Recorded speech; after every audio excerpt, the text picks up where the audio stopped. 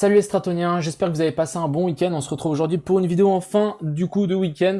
Le Bitcoin qui n'arrive même pas à stabiliser, c'est vraiment très moche. On a cassé vraiment des zones clés qui nous attendent sur ce fameux marché. On ira voir aussi l'Ether, le BNB, les CME.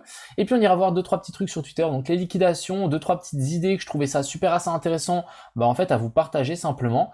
Et puis je vous souhaite une excellente vidéo et puis une excellente soirée. Crypto, million. Crypto, million.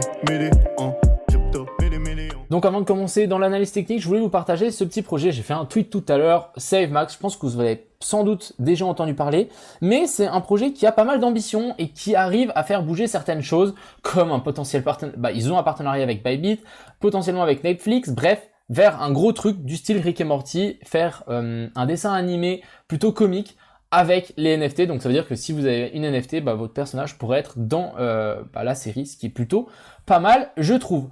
En plus, ce qui m'avait intéressé, c'est qu'ils ont fait déjà un premier drop, et puis en fait, le floor price, ça fait x20, et je trouvais ça plutôt pas mal. C'est-à-dire que certains projets font un drop et ensuite s'effondrent, là, non, ça a fait x20 et ça reste. Et comme on peut le voir ici, il y a 2-3 NFT qui sont à 20 Solana, mais sinon le reste est bien plus haut, donc ça peut aller très vite. Surtout qu'il y a plusieurs drops qui vont venir. Donc c'est pas un NFT où ils lancent 10 000 NFT d'un coup, c'est en fait ils le font en plusieurs phases, ce que je trouve plutôt pas mal.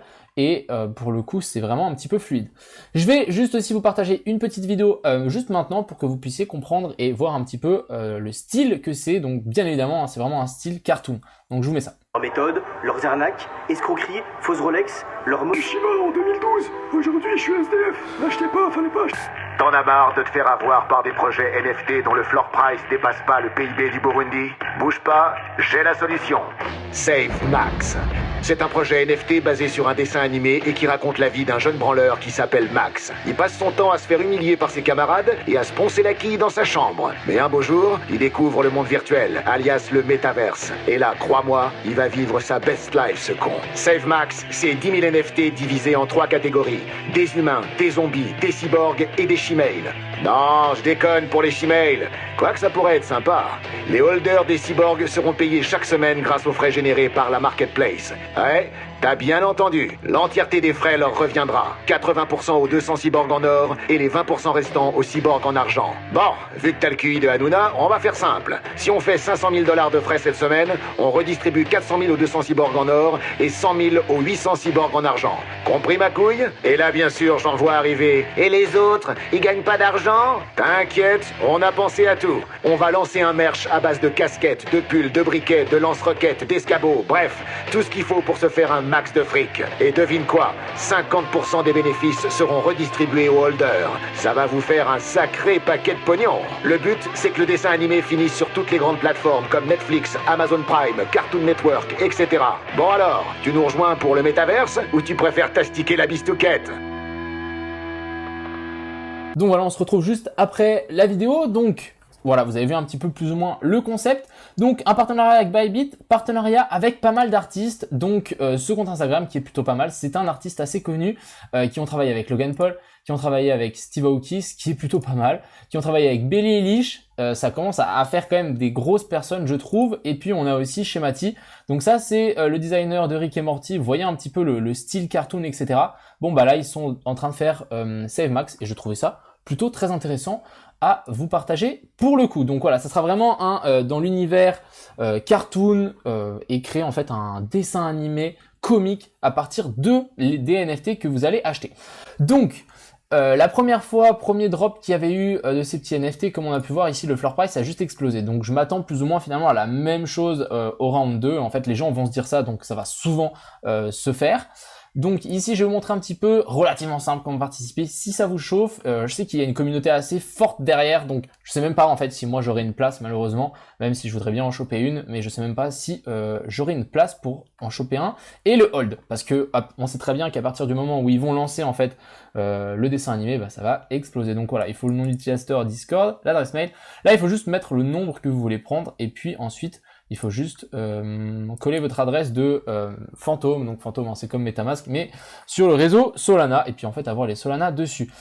Ils m'ont dit, je sais pas si c'est une exclu ou quoi que ce soit, mais ils m'ont dit que ça devrait être normalement mi-mai qui aurait le drop. Donc gardez cette petite info au coin de votre tête, n'hésitez pas à aller checker sur le Discord. Mais voilà, je trouvais ça plutôt assez intéressant. En tout cas, moi je m'y intéresse, donc vous savez que quand moi je m'y intéresse et que il y a potentiellement quelque chose à faire, bah j'essaie de vous le partager. Je dis pas que ça va monter, je dis pas que ça va descendre, mais c'est quelque chose qui m'intéresse et c'est quelque chose sur laquelle je voulais mettre la lumière pour que vous puissiez investiguer de votre côté. Donc encore une fois, hein, c'est vraiment un projet long terme. Hein. Un dessin animé cartoon ne se fait pas en 10 secondes. Donc vraiment, ça va prendre du temps, c'est un projet long terme. Donc ayez ça en tête. Donc si vous en achetez un, vous pouvez vous dire, ok, je vais peut-être le garder pendant 6 mois, 1 an. C'est vraiment cette optique-là qu'il faut avoir d'un tel projet. Et du coup, comme j'ai dit, donc la vente aura lieu mi-mai et avec un prix moyen de 300$, ce qui est plutôt accessible pour un projet avec une telle ampleur et une telle ambition. Enfin bref, j'espère que cette petite tour vous a plu et puis nous, on est parti pour le reste de l'analyse technique. Donc on est parti ici pour cette analyse technique, je voulais vous montrer donc les liquidations sur Bitcoin, ils sont vraiment au nord vers la zone des 38 000, rien de bien étonnant étant donné qu'il y a énormément de force vendeuse, donc il y a énormément de gens qui shortent, bien évidemment. On a ça, je trouvais ça super intéressant, donc ici il nous montre en fait à l'entrée, l'ouverture du week-end, donc dès qu'on est en week-end, dès que les CME ont close et la fin du chart. Donc ici, ce qu'on pourrait imaginer, c'est vu qu'on a un énorme gap sur les CME, ce serait un pump pour ensuite rechuter plus bas. Quelque chose de complètement envisageable. On a ça qui me semblait aussi super intéressant. Énorme range. C'est vrai qu'on est dans un énorme range. C'est ça qu'il faut vraiment se dire. C'est la borne haute ici, la borne basse. Et vous savez que souvent le Bitcoin il est fourbe. Avant de partir, on nous fera un petit rect. Hein. On piégera les gens. Donc voilà, ici pourquoi pas nous faire notre petit rect et dire vraiment c'est over, c'est fini, les crypto-monnaies ça va à zéro et ensuite repartir tranquillement. Ça c'est le genre de mouvement très connu sur ce BTC, donc c'est vraiment quelque chose qui ne pourrait pas du tout m'étonner. Voilà, je vous mets ça là, à vous de le prendre comme vous voulez. On a ça aussi super intéressant, donc lui il nous a placé en fait le schéma d'accumulation de Wyckoff. Donc ici, on serait dans cette ST phase, donc vraiment sur le plus bas, ensuite on remonte, redescendre, refaire de nouveau un nouveau plus bas et repartir, mais ça serait vraiment très vache. Et lui, il a mis, est-ce que vous allez survivre à ça? C'est une excellente question. Est-ce que je vais survivre à ça? Je ne sais pas encore. Et aussi ici, donc petite fractale, vous le prenez comme vous voulez encore une fois, mais ici on a Amazon comparé au Bitcoin. On voit que ça quand même, ça ressemble un petit peu, genre c'est triste de dire ça, mais voilà, Amazon, Bitcoin, voilà. On peut pourquoi pas peut-être redescendre à 15, je ne pense pas, hein. Mais voilà, tout est possible encore une fois, c'est juste une comparaison de deux charts. Passons sur ce Bitcoin, donc on a cassé notre fameuse zone ici, notre trendline en diagonale, donc voilà, on a cassé, ça commence à breakout vers le bas. Prochaine zone, c'est le bas du range, hein, on va pas se mentir, bas du range qui est ici à la zone des 30 000$, et c'est la prochaine zone sur laquelle je voudrais potentiellement voir le Bitcoin rebondir. On a aussi ici donc deux petites mèches à mon avis qui peuvent essayer de nous faire quelque chose si vraiment ça essaye de tenir. Donc voilà, pour le moment on tape là-dessus. On a la prochaine ici vers la zone des 32 700. C'est aussi une belle zone à surveiller pour le coup. Et puis encore, comme je vous avais dit, on peut en fait avoir un rebond après ce week-end et venir choper en fait les liquidités qu'il y a là. Ici en fait on a une petite poche de liquidités, pourquoi pas venir les prendre et ensuite on continue à dégoupiller un petit peu plus bas, c'est quelque chose de complètement faisable ici pour ce BTC. J'ai pas grand chose à vous dire pour le coup, voilà mon trade, voilà, ça je peux vous le dire. Mon trade qui n'est pas passé, je me suis fait sortir, donc voilà, j'ai tenté de trade pendant un week-end, ça n'a pas fonctionné. On avait une petite inversion de structure, mais je pense que ça n'a pas du tout suffi pour le coup. Et puis, n'oubliez pas que le week-end c'est quand même un marché assez scammy pour le coup. Ici, sur l'Ether, malheureusement, il nous a cassé en fait cette fameuse trendline et on est revenu dans ma zone de POI. Je pense qu'on va continuer à chercher plus bas, hein. On va pas se mentir. Il faut pas se voiler la face. Si vraiment ça chute, on peut pourquoi pas retrouver un Ether vers la zone des 1700, voire ce plus bas ici vers la zone des 2100.